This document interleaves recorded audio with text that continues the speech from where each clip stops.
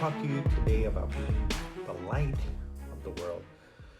So as we know in Matthew 5:14, the scripture says, "You are the light of the world, and a town built on a hill cannot be hidden."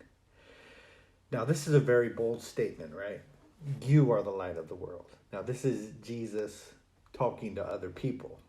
Now, if I were hearing these words of Jesus, I'd be like, no, you're the light of the world. But he is saying to the people that are listening to him that you are the light of the world. And here's the crazy thing, that we don't have to guess about our Christian identity. We don't have to guess about who we are. You know, I think I've read probably 10 to 15 scriptures that actually say you are something. You're a royal priesthood. You are God's worker. You are God's child. You are God's son. And over again, these simple statements in the Bible say, you are this.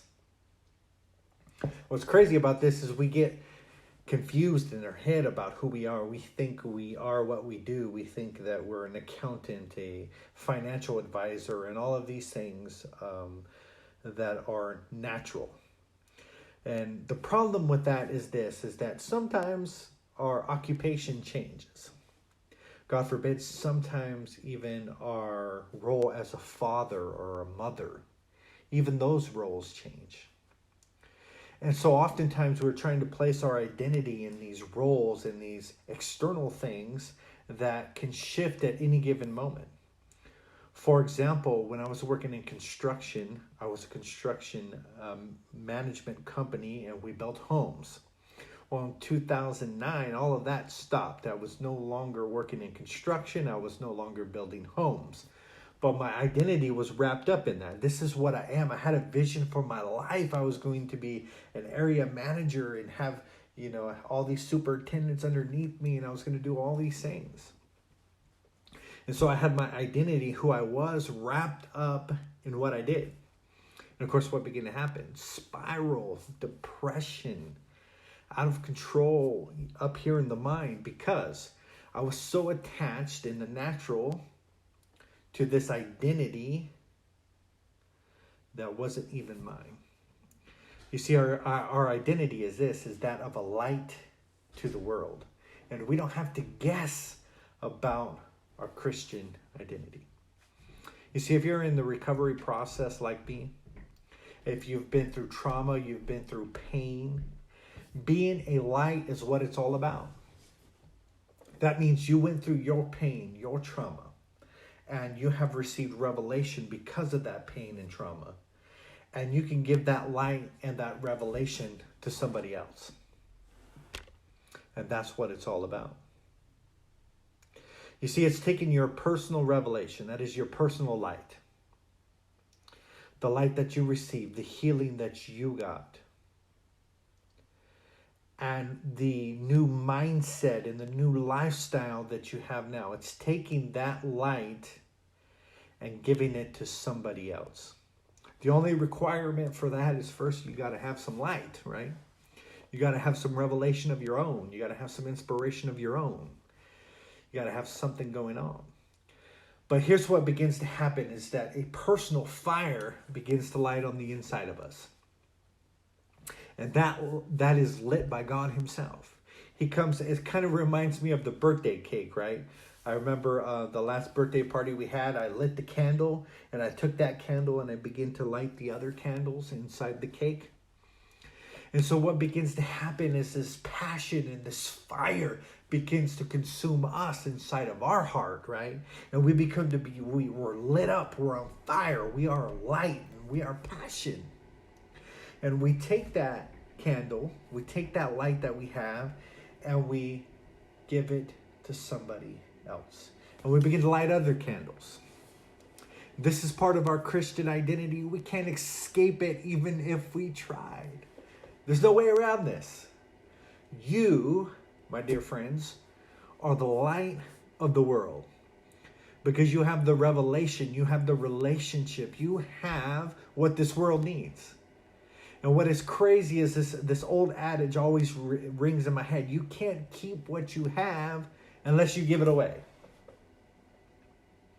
So it's in the very act of taking our light and distributing and touching other people and setting them ablaze also that gives us more fire, more passion, and more purpose.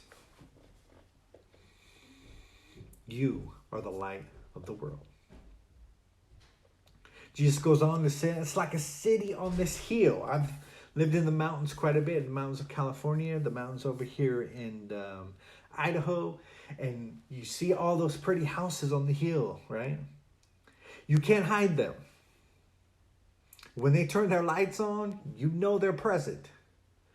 And so we are like that city that is set on a hill. And here's the reality.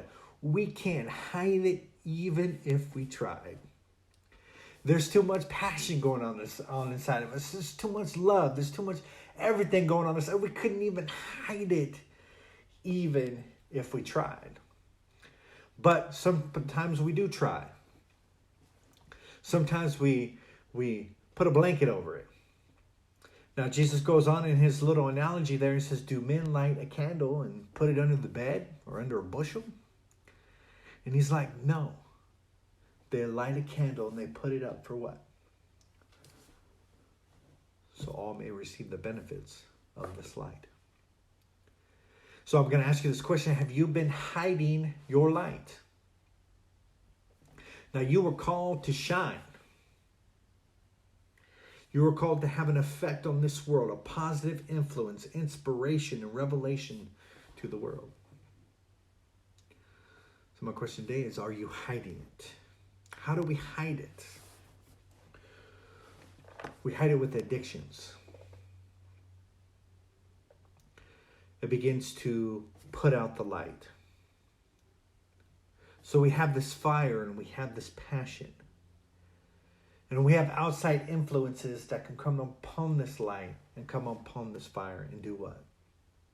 Extinguish it. So it begins to decrease. So it begins to go out. And one of the things, the biggest thing is addiction. It doesn't matter what it is. I'm always talking to men here, so it could be pornography. It could be alcohol. It could be drugs. It could be other women. It could be all of these things. Shopping, the love of money. All of these things. And it takes our fire and it begins to try to extinguish it. All of a sudden, we don't have the joy that we used to have. All of a sudden, the fire isn't raging like it used to. It's because we allow these little things to come in and to begin to extinguish our fire. Another big one is unforgiveness. Holding hatred inside for somebody else. Now, we can't go through this world without being wronged in some way or fashion. We know that wrongs are going to come our way. But we are called to be a light. And the only way we can do that is to begin to release and let go of the pain. You see, God released us and let that sin go. And he says, go out and do likewise. And I'm not saying that's an easy thing. I've faced many situations myself where I have to face it, where I have to flesh this thing out, where I have to forgive. So the question is do I want to add fuel to my fire, or do I want to add water or a smothering agent like unforgiveness, like addictions, and cause my fire to dim? You see, there are things that we can do that would cause our fire to increase. Yeah. That's participating in videos like this and feeding our soul. So the fire is like receiving gasoline so it can begin to grow. And the last one, of course, that extinguishes our fire is hate. We can't continue to hate and love at the same time. See, God is love, and when he comes inside of our heart, it becomes a fire of passion and love for ourselves first. You can tell somebody who has received the love of God because they love themselves. They're taking care of themselves. They're being holistic. They're growing and expanding in their heart and in their mind. Because that's what love does. You see, God has caused his light to shine upon us so we can begin to walk in the truth. And once we start being honest with ourselves and those around us, once we stop lying and begin to walk in the truth, the light gets bigger and brighter and overtaking. But when we begin to hide, we begin to stuff, when we begin to lie, the light grows dim and dim and dim. You see, when we are willing to walk in the truth and walk in the light, this, of course, will cause others to want to walk in the light also. So let your light shine. Now, he doesn't say to let your religion shine. He doesn't say to let your creed shine. He doesn't say to let your rules and regulations and all of those things shine. He didn't say to let your moral standing and your self-righteousness. He doesn't say to let your politics shine.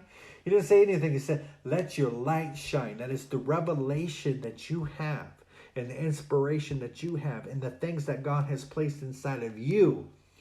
Let those shine. And the amazing thing begins to happen is this. It's because you are a conduit for inspiration and for revelation. What begins to happen? You begin to get more and more. And the revelation keeps coming and the inspiration keeps coming. Why? Because you keep giving it away. And so you become like this water bottle here. As I drink this water bottle, as I give it away, what do? I go back and I fill this up because I have let it go and I have distributed. But if I just keep getting full, I just sit here and just get full, then I get stagnated and I get weighed down and I'm not giving anything away. So things stop flowing, inspiration stops coming. Take what you have and give it away. This guarantees that you get more. And God said, because you have been faithful in little, I will give you an increase. So, my challenge today is this. Let your light shine today. Be an inspiration, be a revelation to somebody else. And that's the very purpose of this video today. To let my light shine. To be revelation and inspiration for somebody else. Do the same.